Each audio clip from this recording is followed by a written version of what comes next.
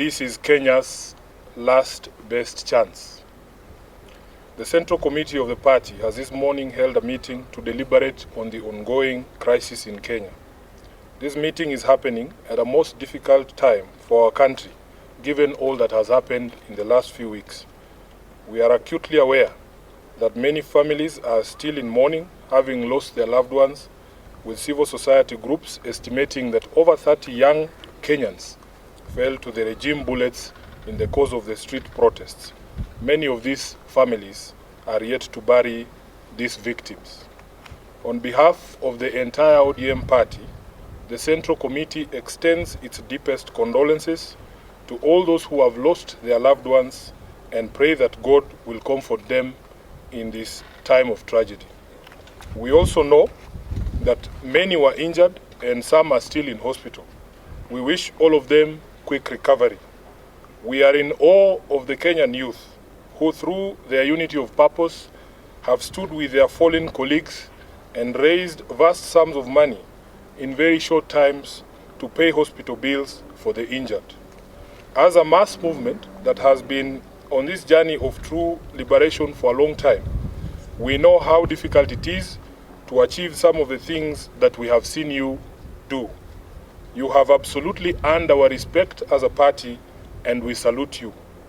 As believers in the right to peaceful protest as enshrined under Article 37, we condemn in the strongest terms possible the abuse of police power in the deployment of violent suppression techniques on innocent and armed protesters.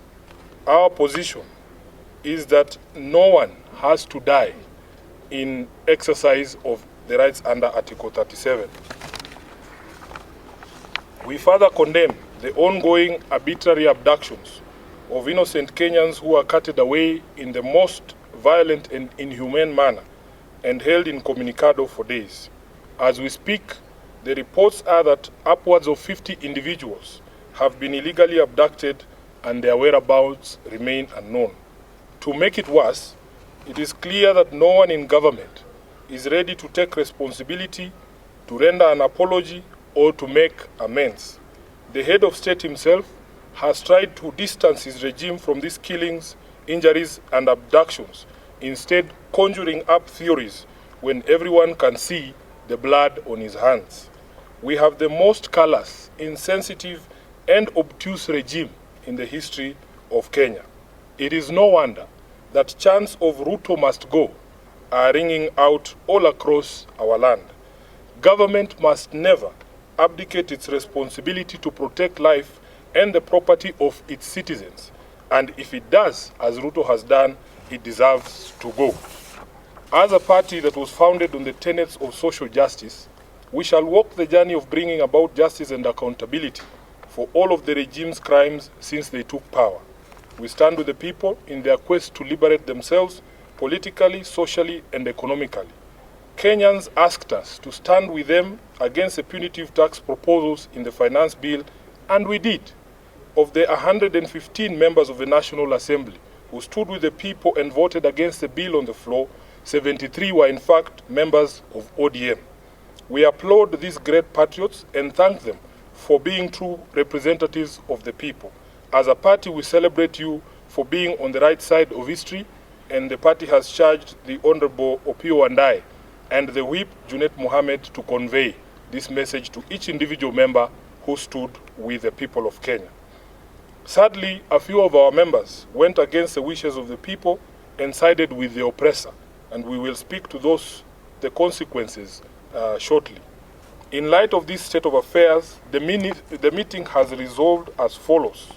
Number one, that it is time for all of us in the political leadership to begin to listen. Listen to what the people are saying and not to our own voices.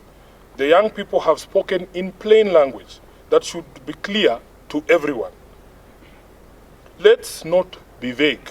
Let's just do what the young people are telling the government to do. Number two, we consider this to be Kenya's last best chance. The youth have given our country our last best chance. We either seize it and swim with it by implementing all their demands, or we ignore it and sink the country altogether. Number 3, that the Kenya Kwanza regime must take full responsibility for all the deaths, injuries, and destruction of property arising from the violent suppression of peaceful protests. The President must publicly direct his security organs to forthwith cease the ongoing abductions, an exercise that we believe is being undertaken with his full approval and the approval of the state. He must account for and order the release of all detainees abducted by these security agencies. Number 4, that the Independent Police Oversight Authority must expedite investigations into all these incidents, including allegations of mass murder by police in Githurai and in Rongai. We were shocked to watch the President claim on live television that only one life was lost. It tells you how out of touch with reality he is. Number 5, that in our view, what happened on the 25th of June 2024 amounted to a vote of no confidence in the Ruto regime. It is clear that this fact is totally lost on Ruto. It is reflected in his petulant proposals on how we manage our economy following the rejection of his tax bill. Instead of focusing on cutting wastage, opulence, and corruption in his regime, he is hitting back at the Kenyan people with threats to cut funding for the judiciary and the county governments. 6, that the ODM party will support credible austerity measures in the executive and in parliament. These two institutions have been expressly indicted by the people as citadels of largesse and wastage, with fresh memory of the invasion of parliament and standing threats for occupation of the executive seat of power. These two institutions must have an honest introspection on their contribution to our current predicament and take measures to lessen the taxpayers' burden.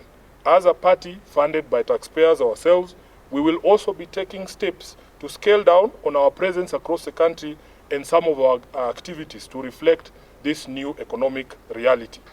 Lastly, that ODM shall initiate and lead recall processes in the following constituencies in light of the current office holders' repeated violation of their sacred oath and the wishes of their electorate. Number 1, Game constituency. Number 2, Bondo constituency. Number 3, Navaholo constituency. Number 4, Kajiado Central.